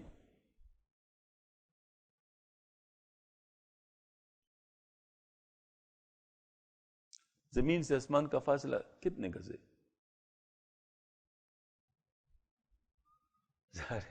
آپ کیا کہیں گے؟ ظاہر مطلب ہے کہ آپ اس میں کچھ نہیں کہہ سکتے. تو اس طریقے سے مطلب یہ کہ جو چیز مخلوق کے لیے بنی ہے وہ آپ خالق کے لیے استعمال کر لینا ممکن ہے. حالانکہ آسمان بھی مخلوق ہے, لیکن چونکہ بہت اونچا مخلوق ہے لہذا اس کے بارے میں ہم لوگ بے بس ہو جاتے. تو اسی طریقے سے مطلب یہ ہے کہ اللہ جل شانہ تو سب کا خالق ہے نا, تو کیسے اس کے بارے میں کچھ کہہ سکتے ہیں؟ یہی فرما رہے ہیں حضرت. ہاں دوربینانی بارگاہ الست پیش ازیں بے دہ اندکست. اچھا, بارگاہ الست جو پہنچے کہہ سکے کہ ہاں وہاں وہ ہے. مکتوبی نمبر 17 کے عقیدہ نمبر 3 میں ارشاد فرماتے ہیں وہ سبحانہ تعالیٰ کلیات و جزیات کا عالم ہے، وہ سارا پوشیدہ چیزوں کا جاننے والا ہے، آسمان اور زمینوں میں حقیر ترین ذرہ کے مانند بھی کوئی چیز سبحانہ کے دائرہ علم سے باہر نہیں، چونکہ وہ سبحانہ تعالیٰ تمام اشیاء کا خالق ہے، لہٰذا وہ تمام چیزوں کا جاننے والا بھی ہوا، کیونکہ پیدا کرنے والے کو پیدا کی ہوئی چیزوں کا علم ہونا لازمی ہے۔ کس قدر بے نصیب ہے وہ لوگ، یعنی فلسفے یونان والے، ان کے متبعین کہ حضرت سبحانہ تعالیٰ کو جزیات کا عالم نہیں جانتے اور اس بات کو اپنے ناقص عقل کی وجہ سے کمال سمجھتے ہیں،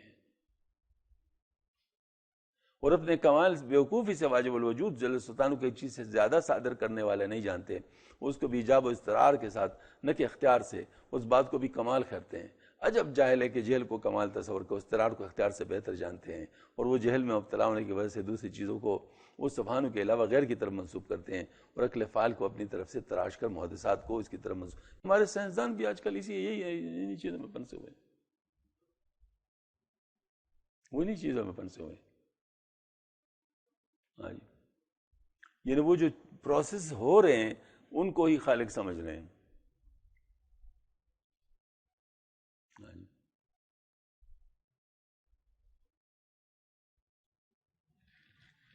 بہت گندی مثال ہے، لیکن سمجھانے کے لیے عرض کرتا ہوں کہ وہ کوئی ملحد تھا، کوئی ایتھیسٹ تھا، تو وہ کہہ رہا تھا کہ یہ جیسے مطلب ہم لوگ شادی کرتے ہیں اور بچہ پیدا ہوتا ہے، ہم اس کے خالق ہیں نا، چلو جن کے بچے نہیں ہو رہے ہیں تو پھر ان کو خالق بناؤ نا،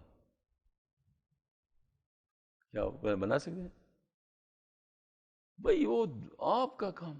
مجھے خود ڈاکٹر صاحب نے بتایا، میں جب ہاتھ فریکچر ہوا تھا تو ڈاکٹر صاحب میرے ساتھ بات بھی کر رہے تھے اور اس کا پلسٹر بھی چڑھا رہے تھے، مجھے کہتے شاہ صاحب ہمارا کام صرف یہ ہے کہ ٹوٹی ہوئی ہڈی کو بس ہاں سامنے لا کے اس کو باندھنا ہے، یہی ہماری ساری مہارت ہے، اس کے بعد سارا کام خود بخود ہوتا ہے، وہ ہمارا کام نہیں ہے، وہ ہڈی کا آپس میں ملنا یہ ہمارا کام نہیں ہے، اور واقعتاً نہیں ہے۔ اب وہ مواد دونوں طرف سے جو نکلتا ہے پھر آپس میں ملتا ہے، پھر آپس میں جڑتا ہے، اس میں ڈاکٹر کا کیا کام ہے؟ اس میں ڈاکٹر کا تو کچھ بھی کام نہیں ہے، وہ تو دوائی بھی نہیں دیتا، اس کا وہ چھوڑ دیتا ہے نا، چھوڑ دیتا ہے، باندھ کے چھوڑ دیتا ہے بس، اس کے بعد پھر ایکس رے کرتا رہتا ہے، دیکھتا ہے کہ کیا ہوا اس کے ساتھ۔ تو یہ بات ہے، یہ دیکھو نا، یہ جو چیز ہے جو بالکل سامنے نظر آ رہی ہے اس کے بارے میں ڈاکٹر یہ کہہ رہا ہے، تو وہ جو اندر کے اندر امپروو والی باتیں اور وہ سارا کچھ ہو رہا ہے اور پتہ نہیں کیا کیا پروسیس میں ہو رہا ہے، وہ سارے کہتے ہیں ہم خالق ہیں۔ جو مجھے کہنے والے ڈاکٹر ہے نا، وہ اپنے آپ کو خالق نہیں کہہ رہا، وہ کیا کہہ رہے ہیں؟ بس ہمارا کام تو اس کے سامنے کرنا ہے، اس کے بعد تو سارا کام اپنے طور پہ ہو رہا ہے۔ تو اتنے کمزور خیالات ہوتے ہیں ان لوگوں کے، آج کل کے سائنس کی بات کر رہا ہوں۔ اچھا،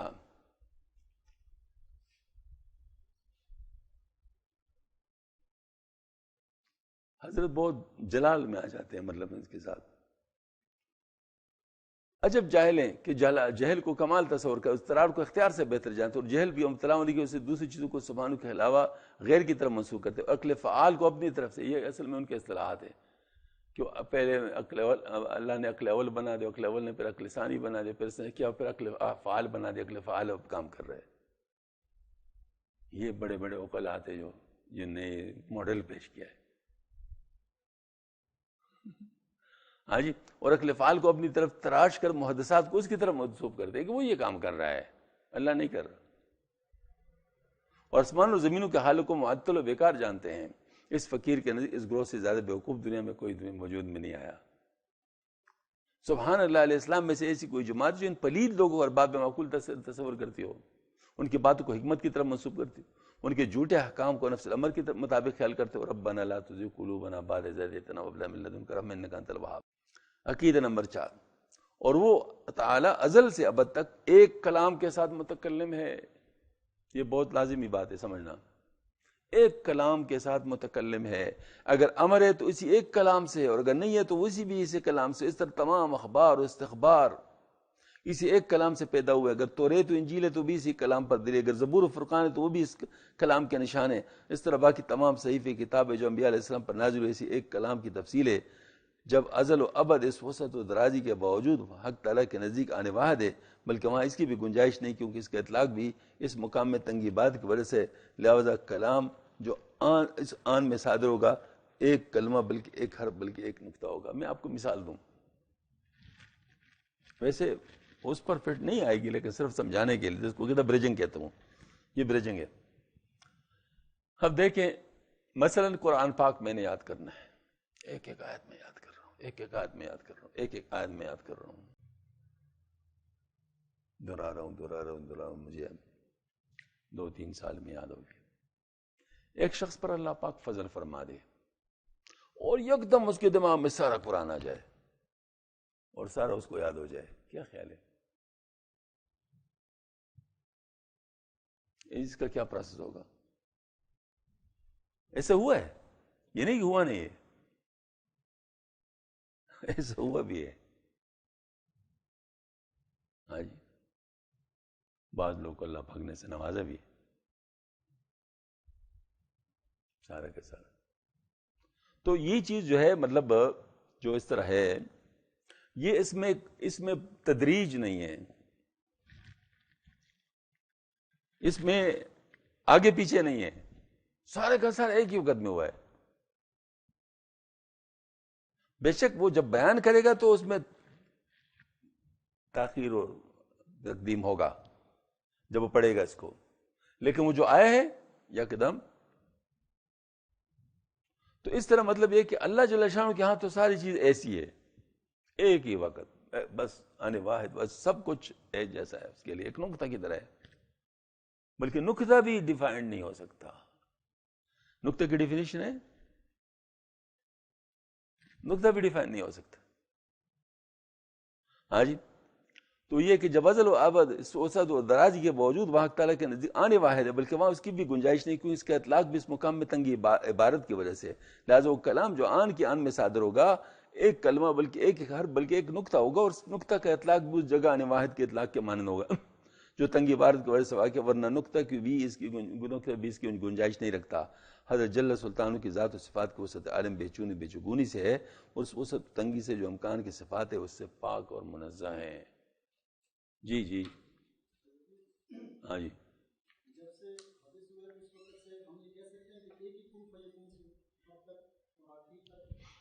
دیکھیں وہ ہمارے سامنے ظہور جو ہوتا ہے نا وہ حادث ہوتا ہے, اللہ کے سامنے تو پہلے سے ہمارے سامنے ظاہر و بعد میں ہوا ہے, ٹھیک ہے نا. ہمارے سامنے پہلے, اللہ تعالیٰ کے سامنے تو پہلے سے, البتہ یہ ہے کہ ہمارے سامنے اب بدری ظاہر ہے, یہ ہو گیا. آپ صلی اللہ علیہ وسلم اولین و آخرین ہے یا نہیں؟ سمجھا دو آج کل کے قانون کے لحاظ سے, سمجھا سکتے لیکن ہمارا عقیدہ یہ ہے نہیں ہے. ہاں جی, تو یہ مطلب یہ ہے کہ یہ بنیادی بات ہے کہ اللہ تعالیٰ کے علم میں تو یہ ساری چیزیں بالکل ایک وقت میں, وہاں حال مستقبل ماضی سب ایک ہے. ہاں جی, اب ایک بہت بڑا مسئلہ آ رہا ہے, روایت باری کا مسئلہ, روایت باری تعالیٰ کا مسئلہ. مکتوب نمبر 217 دفتر اول حصہ 2 میں ارشاد فرماتے ہیں, طریق صوفیہ کے سلوک سے مقصود یہ ہے کہ شرعی اعتقادات کی حقیقت پر جو حقیقت ایمان ہے یقین زیادہ ہو جائے اور احکام شریعت کی ادائیگی میں آسانی اور لطف حاصل ہونے لگے, اس کے علاوہ کوئی بات نہیں ہے. اور رویت کا وعدہ جو آخرت پر موقوف رکھا گیا ہے وہ دنیا میں ثابت نہیں ہے. اور مشاہدات و تجلیات جن پر صوفیہ خوشی منا رہے ہیں وہ صرف دلال سے آرام اور شبہ و مثال سے تسلی حاصل کر رہے ہیں. اللہ تعالیٰ ان سب سے ورا الورا ہے. یہ حضرت نے اپنا عقیدہ بیان کر دیا ہے رویت باری تعالیٰ کا. ظاہر اس کی تفصیلات حضرت نے اس کے بارے میں فرمایا کہ لوگوں کو دھوکہ کیا ہوتا ہے وہ بھی حضرت نے آگے بتایا ہے, لیکن اس میں دھوکہ بہت سارے لوگوں کو, حضرت خود فرما رہے ہیں بہت سارے لوگوں کو دھوکہ ہوا ہے. اب عقیدہ کیا ہونا چاہیے یہ ایک بات ہے, لوگوں کو محسوس کیا ہو رہا ہے یہ دوسری بات ہے, ہم اس کو سمجھے گا یہ تیسری بات ہے. کیا خیال ہے؟ ہاں ٹیچر نے میز پر دیکھا بورڈ پر اے لکھنا چاہا، لکھا گیا بی، سمجھا گیا سی، اصل میں تھا ڈی. ٹھیک ہے، بولے اس میں ویریشن.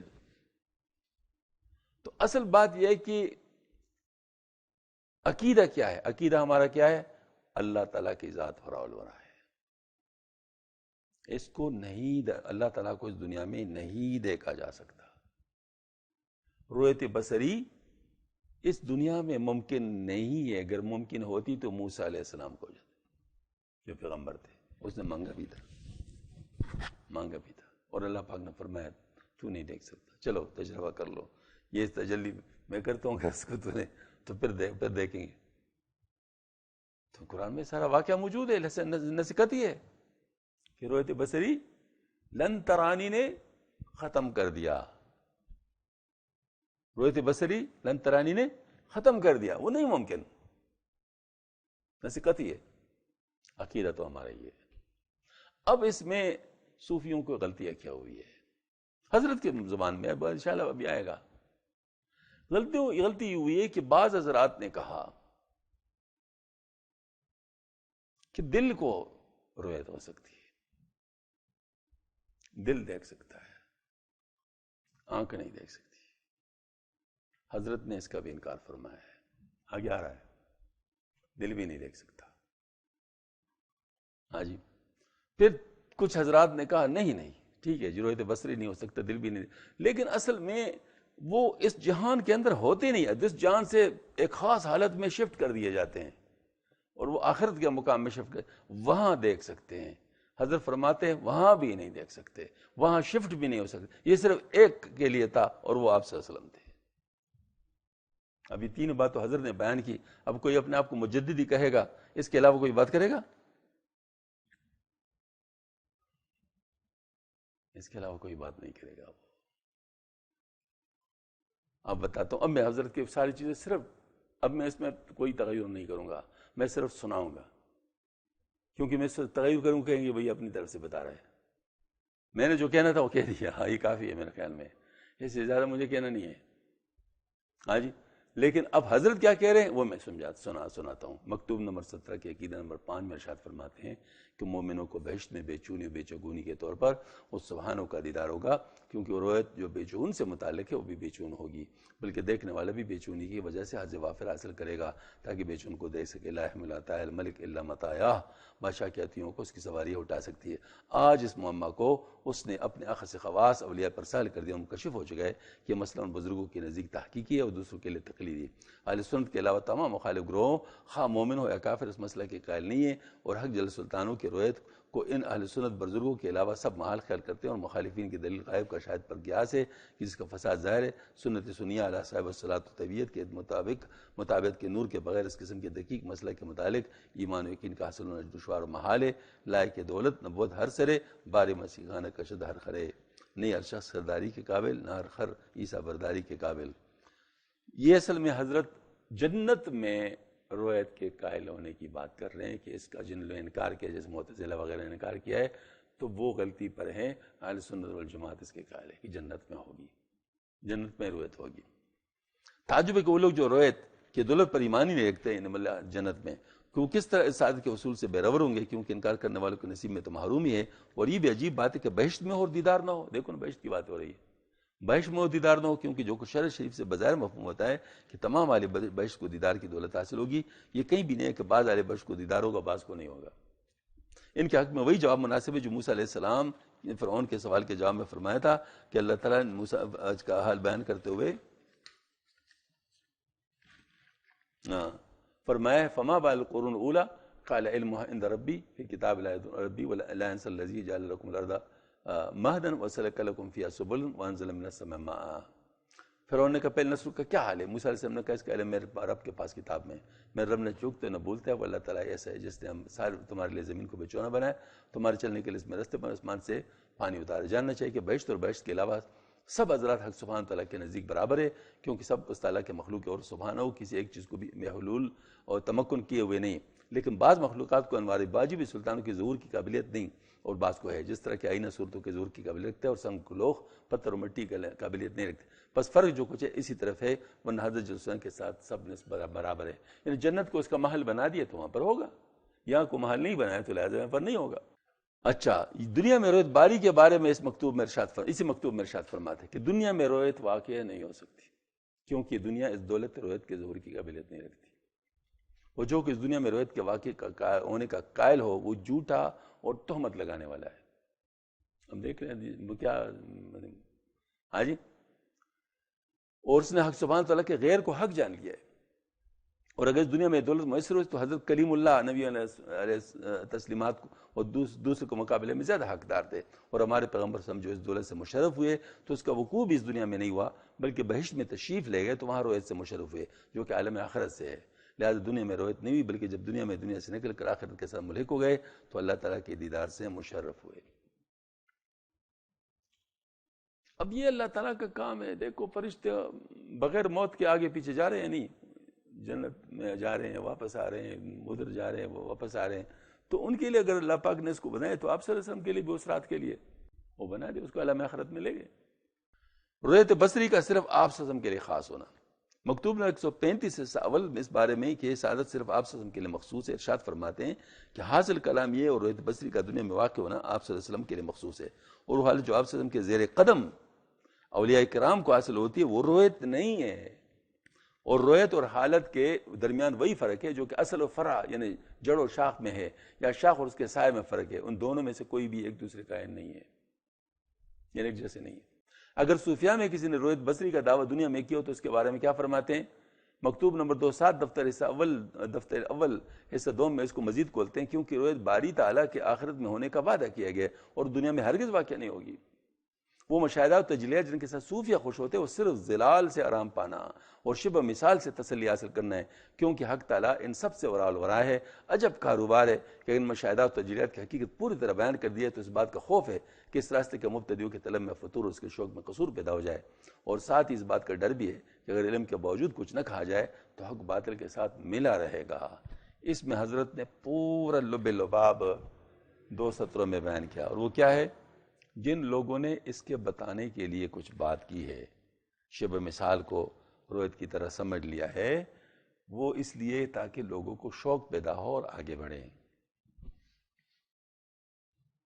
تاکہ لوگوں کو شوق پیدا ہو اور آگے بڑھیں، لیکن عقیدہ کو ڈسٹرب نہیں کرنا چاہیے.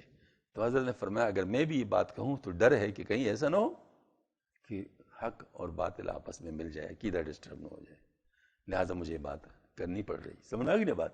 تو حضرت نے دونوں باتیں کھول لی کہ جنہوں نے کیا ہے وہ اس وجہ سے کیا ہے، اور جنہوں نے نہیں کیا مطلب میں نے نہیں کیا تو اس وجہ سے کہ مطلب ظاہر ہے یعنی شوق کے مقابلے میں عقیدہ تو زیادہ اہم ہے نا، کیونکہ عقیدہ خراب ہو جائے تو جڑ ہی کٹ جائے گی. اب مکتوب نمبر 90 دفتر سوم میں حضرت اس کو تفصیل سے بیان کرتے ہیں. یعنی یہ وہ مکتوب ہے جس میں حضرت نے اسی پہ ہی بات فرمائی ہے. ہاں جی، اس میں تقریباً ہر قسم کی کنڈیشن کو دیکھا ہے.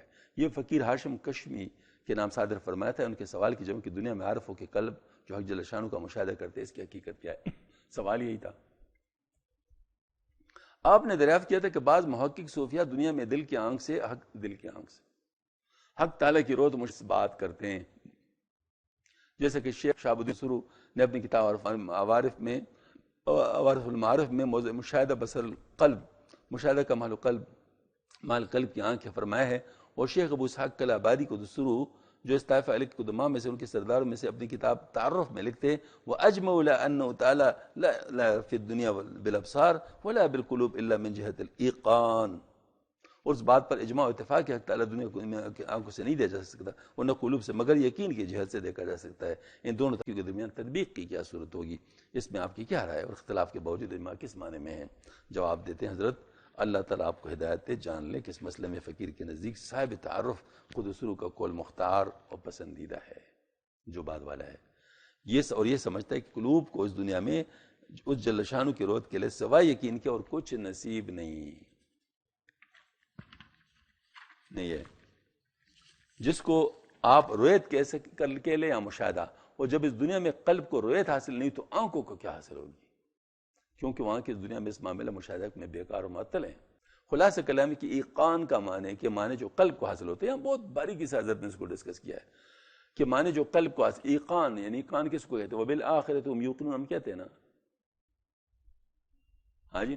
تو ایقان جو ہوتا ہے کہ ایقان کے معنی جو قلب کو حاصل، وہ معنی عالم مثال میں بصورت رؤیت ظاہر ہوتے ہیں. جو یقین ہمارے جیسے نماز ہے، بصورت مثال وہاں پر نماز کی ایک صورت ہے، اس طرح سے مطلب جنت. تو اسی طریقے سے یہ جو مطلب ایقان ہے، اس کی بھی ایک صورت ہے وہاں پر، وہ رویت کی صورت بن جاتی ہے. ہاں جی.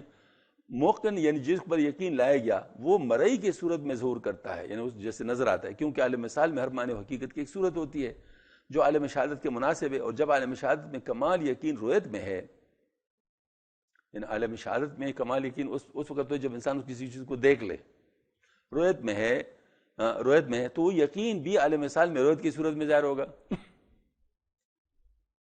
اور جب یقین رویت کی صورت میں ظاہر تو اس کا تعلق جو کہ موقن بھی کے ساتھ ہے، اس لیے لازمی طور پر بصورت مرئی اس جگہ ظاہر ہوتا ہے، بصورت، بحقیقت نہیں. بصورت مرئی اس جگہ ظاہر ہوگا. اور جب سالک اس کا عالم مثال کے آئینے میں مشاہدہ، عالم مثال کے آئینے میں مشاہدہ کرتے ہیں وہاں، تو آئینہ داری کے توسط سے غافل ہو کر وہ اس کو بھول جاتا ہے کہ میں عالم مثال کو مشاہدہ کر رہا ہوں، صورت کو حقیقت جانتے ہوئے خیال کرتا ہے.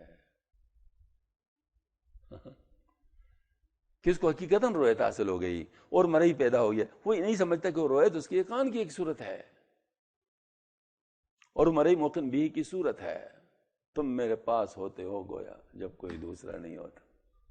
ہاں جی. مطلب یہ مطلب وہ والی بات ہے. تو اس میں یہ کہ وہ مرئی موقن بھی کی صورت ہے.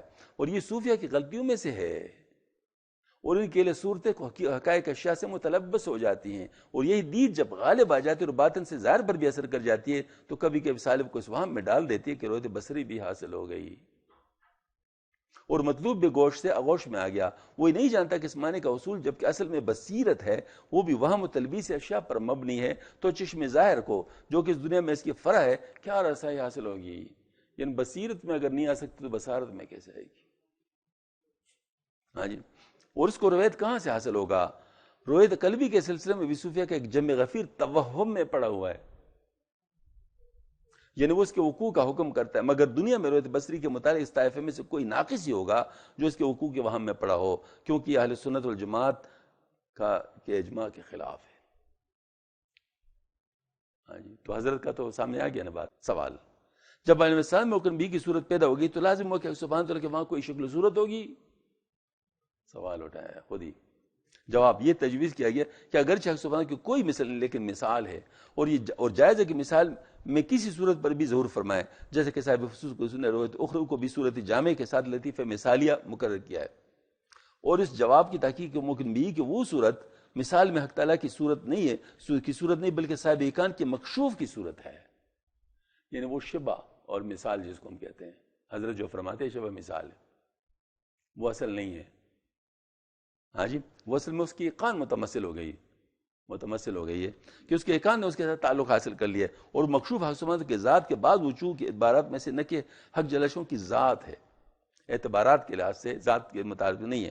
لہذا جب عارف کا معاملہ ذات جلس سلطان تک پہنچ جاتا ہے تو اس قسم کے خیالات پیدا نہیں ہوتے.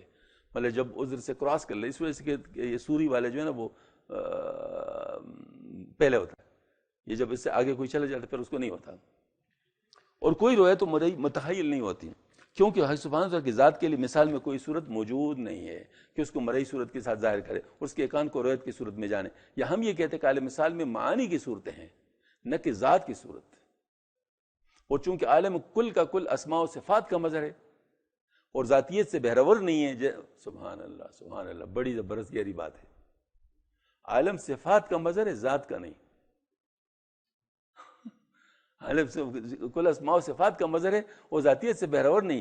جیسے کہ ہم نے اس کی تحقیق مختلف مقامات پر کی، لازمی طور پر وہ مرئی بتمامی ہی معانی کی قسم سے ہوگا، اور عالم مثال میں اس کی صورت ثابت ہوئی ہے. اور کمالات وجوبی میں جس کا بھی صفت و شان ہے اس کا قیام ذات پر ہے اور معانی کے جنس سے ہے. اگر مثال میں اس کی کوئی صورت ہو اگرچہ نقص کے ساتھ اس کی گنجائش، لیکن ذات سبحانہ کی ہرگز مراتب میں سے کسی مرتبہ بھی کوئی صورت نہیں ہو سکتی، کیونکہ صورت سے تحدید و تقیید لازم آتی ہے، محدود ہو جاتا ہے اور مقید ہو جاتا ہے. اور خواہ کسی مرتبہ بھی وہ جائز نہیں. تمام مرتبہ جو کہ اس سبحانہ کے مخلوق میں اس کی گنجائش کہاں گنجائش رکھتے کہ اپنے خالق کو محدود مقید کر لے. جس کسی نے بھی حضرت جل شانہ کی ملی مثال تجویز کی وہ وجوہ اعتبارات کے ذریعے سے ہوگا، نہ کہ عین ذات تعلق کے اعتبار سے. اور اگرچہ حضرت تعلق کے لیے وجوہ اعتبارات کی مثال کی تجویز بھی اس فقیر پر گراں ہے، مگر یہ دور کے ظلال میں سے کسی ذل کے لیے اس کو تجویز کیا جائے. اس بیان سے واضح ہو گیا کہ عالم مثال میں معانی اور صفات کی صورتوں کے نقوش تو موجود ہے، نہ کہ ذات تعالیٰ کے. لہٰذا جو کچھ صاحب خصوص نے روایت اخروی کے بارے میں مثالی صورت تجویز کی ہے، مثالی صورت جیسے کہ اوپر بیان کیا، وہ بھی حق تعالیٰ کی روایت نہیں ہے، بلکہ حق سبحانہ کی صورت کی روایت بھی نہیں ہے، کیونکہ سبحانہ کی کوئی صورت نہیں ہے جس سے روایت تعلق پیدا کرے. اور مثال میں کوئی صورت ہے تو وہ ظلال بعیدہ میں سے کسی ذل کی صورت ہے، لہذا اس کی روایت حق سبحانہ کی روایت کیسے ہوگی؟ شیخ قدس روایت حق جل شانہ کی نفی میں معتزلہ فلاسفہ سے کچھ کم نہیں ہے، بلکہ روایت کا اس بات ایسے طریقے پر کرتے ہیں جس سے روایت کی نفی لازم آتی ہے، اور نفی صریح نفی کے مقابلے میں زیادہ بلیغ ہے، لیکن کیونکہ کنایہ تصریح سے زیادہ بلیغ ہوتا ہے. البتہ اور یہ قاعدہ کلی ہے، البتہ اس کے اندر فرق ضرور ہے کہ اس جماعت کے پیشوا کی عقل ان کی عقیل ہے اور شیخ کا مقتدا بعید الصحت کشف ہے، یعنی غلط ہے. شاید کہ مخالفین کے تمام دلائل نے جو شیخ کے تخیل میں بیٹھے ہوئے تھے ان کے کشف کو اس مسئلے میں ثواب سے منحرف کر دیا ہے، ان کے مذہب کی طرف مائل کر دیا. اور چونکہ خود اہل سنت سے اس لیے اس بات کی صورت پیدا کی ہے، اسی پر اکتفا کیا، اس کو روایت گوئم کیا ہے، ربنا لا تؤاخذنا ان نسینا او اخطانا ربنا ولا. چونکہ ہمارا عقیدہ آخرت میں تو روایت کا ہے نا، تو حضرت نے اس عقیدے کو لے کر اس خیالات کے ذریعے سے اس چیز کو پیدا کر لیا. سمجھ میں آئی نا بات؟ تو چونکہ بنیاد اصل عقیدہ تھا تو لہٰذا ایک اجتہادی غلطی ہو گئی، اجتہادی غلطی ہو گئی تو اس وجہ سے. اور وہ جو اجماع کے بارے میں اپنی تحریک کیا تو ہو سکتا ہے اس وقت تک ایسا اختلاف جو اعتبار کے لائق ہو ظہور میں نہ آیا ہو، جو اپنے زمانے کے مشائخ کا اجماع مراد ہو، واللہ سبحانہ عالم بتحقیقی. مکتوب نمبر 17 کے عقیدہ نمبر 6 میں ارشاد فرماتے ہیں کہ حق تعالیٰ آسمان اور زمینوں کا خالق ہے، پہاڑ اور سمندروں کا خالق ہے، درخت اور پھلوں کا خالق ہے، کان و نباتات ہر چیز کا خالق ہے. چنانچہ آسمان کو ستاروں کے ساتھ زینت دی گئی اور انسان کی پیدائش کے ساتھ زمین کو مزین فرمایا. اگر کوئی چیز بسیط ہے تو اللہ تعالیٰ کی ایجاد ہی ہے، موجود ہوئے، اور مرکب ہے تو وہ بھی اس کے پیدا کرنے سے پیدا ہوئے. مختصر یہ کہ اس نے تمام چیزوں کو عدم کے پردے سے وجود میں لا کر حادث بنا دیا. حق سبحانہ تعالیٰ کے علاوہ کسی کے لیے قدم نہیں ہے، یعنی بہمش کی نہیں ہے، اور سبحانہ کے علاوہ کوئی چیز قدیم نہیں ہو سکتی. تمام اہل ملت و مذاہب سبحانہ کے علاوہ ہر شے کو حدوث پر اجماع رکھتے ہیں اور بے اتفاق سبحانہ کے علاوہ کسی کو قدیم نہیں جانتے. اور جو شخص بھی ان چیزوں کے قدیم ہونے کا قائل ہے اس کو گمراہ بلکہ اس کی تکفیر کا حکم کرتے ہیں. حجت الاسلام امام غزالی نے اپنے رسالہ منقذ عن الضلال میں اس معنی کی تصریح کی، اور جماعت کو جو غیر حق بھی قدیم جانتے ہیں تکفیر کا حکم کیا ہے. اور وہ لوگ جو آسمان و ستاروں جیسی چیزوں کے قدیم ہونے کے قائل ہے، قرآن مجید نے بھی ان کی تکذیب فرمائی ہے. جیسے کہ اللہ تعالیٰ فرمائے اللہ الذی خلق السماوات والارض فی ستۃ ایام ثم استوى علی العرش، جس نے آسمان اور زمین کو کچھ ان کے درمیان سب کچھ ہی دن میں پیدا پھر عرش پر جل فروز ہوا. اور قرآن مجید میں اس قسم کی آیتیں بہت ہے، وہ بہت ہی بیوقوف ہے جو اپنے عقل ناقص کی وجہ سے انہیں قرآن کی خلاف ورزی کر رہے ہیں. وَمَن لَمْ يَجْعَلِ اللَّهُ نُورًا لَهُ نُورًا فَمَا لَهُ مِن نُور. یہ مطلب ہے کہ یوں سمجھ لے قدم اور ازل کا جو ہے نا بات مطلب بیان کی ذرا واضح.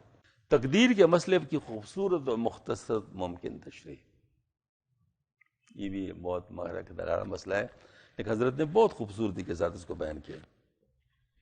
اسی مکتوب کی عقیدہ نمبر 7 میں ارشاد فرماتے ہیں جس طرح بندے حق سبحانہ تعالیٰ کے مخلوق ہے، اس طرح بندوں کے افعال بھی حق تعالیٰ کے مخلوق ہیں، کیونکہ پیدا کرنا اس کے سوا کسی کو لائق نہیں، اور ممکن سے ممکن کا وجود ہونا ممکن نہیں ہے، اور ممکن سے ممکن کا موجود ہونا ممکن نہیں، کیونکہ بات قصور قدرت سے داغدار ہے اور نقص علم سے متصف ہے، جو کہ ایجاد و خلق کے شان نشان نہیں ہے. اور بندہ جو کچھ اپنے افعال اختیاریہ میں دخل رکھتا ہے وہ صرف اس کا کسب ہے جو بندہ کی قدرت و ارادہ سے واقع ہوا ہے، اور فعل کا پیدا ہونا حق سبحانہ کی طرف سے ہے، اور فعل کا کسب بندہ کی طرف سے ہے. لہذا بندہ کا فعل اختیاری بندہ کی کسب اور حق جل شانہ کی خلق کے مجموعے سے واقع ہوتا ہے، مرکب ہے. اور بندہ کی کسب و اختیار کو فعل میں بالکل دخل نہ ہو تو حکم مرتعش کا حکم پیدا کرے گا. مرتعش یہ مطلب جو راشا جس کو ہوتا ہے نا، تو ظاہر و راشا کو کوئی اختیار نہیں ہوتا نا. اگر کوئی معذور آدمی اس کو ہاتھ کو رش ہو، اسے کوئی چیز لگ کے ٹوٹ جائے تو اسے کوئی ناراض ہوگا؟ کیا بس جی بس ظاہر میرے بس میں نہیں تھا. ہاں جی، حضرت مولانا روم رحمۃ اللہ اس کی بڑی عمدہ مثال دی ہے. پر میں دیکھو اتنا تو کتا بھی جانتا ہے کہ اس کو کوئی پتھر مارتا ہے تو پتھر کو نہیں بونگتا، وہ اس کو بونگتا ہے جس نے پتھر مارا ہوتا ہے. یعنی مطلب یہ کہ وہ دیکھتا ہے کہ فائل کون ہے. ہاں جی، محسوس مشاہدے کے خلاف. یہ بات ہم اچھی طرح جانتے ہیں کہ راشا والی کا فعل اور طرح اور مختار کا فعل اور طرح. اس قدر فرق بندہ کے فعل میں اس کے کسب کے لیے دخل کے لیے کافی ہے. حق سبحانہ تعالیٰ نے اپنے کمال مہربانی سے اپنے خلق کو بندہ کے فعل کے بندہ کے سبحان اللہ، حق تعالیٰ سبحانہ تعالیٰ نے اپنے کمال مہربانی سے اپنے خلق یعنی پیدا کرنے کو بندہ کے فعل میں بندہ کے ارادے کے تابع کر دیا. یعنی اللہ اس طرح ہی کر لیتا ہے جس طریقے سے وہ بندہ چاہتا ہے، کرنا چاہتا ہے، جب چاہے جب چاہے. اور اللہ تعالیٰ بندے کسی کام کی قصد کے بعد بندہ میں فعل کی ایجاد فرماتا ہے تو پھر بندہ اچھے کام کی وجہ سے مدد تعریف کا اور برے کام کی وجہ سے ملامت کا مستحق بن جاتا ہے اور عذاب و ثواب کے لائق ہو جاتا ہے. اور قصد و اختیار جو حضرت جل سبحانہ تعالیٰ نے بندوں کو دیے وہ فعل اور ترک فعل دونوں جہت اچائی اور برائی رکھتا ہے. اور حق تعالیٰ نے فعل و ترک اچائی اور برائی کو تفصیل کے ساتھ انبیاء علیہ السلام کی زبانی بیان کر دیا. باوجود اس کے بندہ ایک جہت اختیار کرتے ہیں، اس کے علاوہ چار نہیں کیا تو ملامت کے لائق ہو یا تعریف کے قابل ہو. اس میں بھی شک نہیں کہ حضرت سبحانہ تعالیٰ نے بندوں کو اس قدر اختیار و قدرت عطا فرمائی کہ وہ شرعی امر نوائی سے ادبرا ہو سکیں. یہ کوئی ضروری نہیں کہ بندہ کو قدرت کامل عطا کر دے، وہ اختیار تام بخش دے. عرض یہ کہ جس قدر مناسب تھا اس کو اختیار دے دیا. اس بات کا منکر ظاہری طور پر اس سے متصادم ہے اور وہ دل کی بیماری مبتلا ہے اور شریعت کے احکام کی بجاوری میں عاجز و درماندہ ہے. کبرا المشرکین ما تدعوہم الیہ، مشرکین پر یہ بات بہت گراں ہے جس کی طرف تم ان کو بلاتے ہو. یہ مسئلہ علم کلام کے دقیق مسائل میں سے اس مسئلہ کی شرح و بیان کی انتہا یہی ہے جو ان اوراق میں تحریر ہوئی ہے. واللہ سبحان موفق، اللہ سبحانہ توفیق دینے والے. غرض یہ کہ جو کچھ علماء علیہ حق نے بیان کیا اس پر ایمان لانا چاہیے اور بحث و تکرار میں نہیں پڑھنا چاہیے. ہر جانے رکب تواں تاخی کی جہاں بس پر باعت انداختن، یعنی ہر جگہ کوڑے نہیں دوڑایا کرتے. مطلب یہ نا وہ اس طرح مطلب ہر جگہ بات نہیں کرتے کیونکہ ظاہر بات جگہ ایسی ہوں گی جہاں پر بات کرنے سے بہت کام خراب ہو جاتا ہے. تو یہ الحمدللہ آج شکر الحمدللہ جتنا آج لکھا تھا وہ اللہ تعالیٰ کے فضل و کرم سے پورا ہوا. ورنہ صحیح بات ہے کہ میں تو ڈر رہا تھا کہ مطلب یہ پورا ہو گیا نہیں ہوگا، لیکن اللہ کا شکر ہے کہ پورا ہوا. اور امید کرتا ہوں انشاءاللہ کہ کافی حد تک سمجھ بھی آیا ہوگا. البتہ یہ ہے کہ آئندہ اگر اس پر کوئی اشکال وغیرہ ہو تو سوال وغیرہ کیا جاتے ہیں، سوال جواب کے سیشن میں اس کا جواب پھر دیا جائے گا انشاءاللہ. وآخر دعوانا الحمدللہ رب العالمین.